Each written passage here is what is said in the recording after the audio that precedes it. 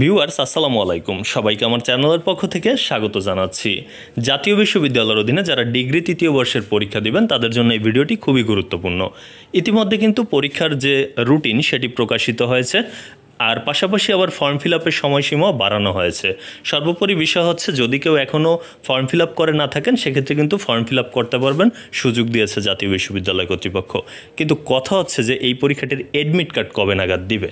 আমরা জাতীয় বিশ্ববিদ্যালয়ের যে নির্ভরযোগ্য সূত্রগুলো সেখান থেকে যতটুকু জানতে পেরেছি যে অ্যাডমিট কার্ড প্রকাশিত হবে আগামী সপ্তাহে, অর্থাৎ 7 কিংবা 8 তারিখের দিকে অ্যাডমিট কার্ড প্রকাশিত হতে পারে। এরপর যে বিষয়টি, কলেজ কর্তৃপক্ষ সেই অ্যাডমিট কার্ডে স্বাক্ষর করবে, মানে কলেজের যিনি প্রিন্সিপাল, স্বাক্ষর করার পর শিক্ষার্থীদের মাঝে হয়তো 8 বা 9 তারিখের পর থেকেই কিন্তু বিতরণ করা হবে। তাই যদি আপনি মানে শিওরভাবে অ্যাডমিট কার্ডটি আনতে যান সেক্ষেত্রে আমি পরামর্শ দিব যে আপনারা 10 তারিখের পরে গেলেই কিন্তু পাবেন। পরীক্ষার দিন পর্যন্ত কিন্তু অ্যাডমিট কার্ড দেওয়া হবে।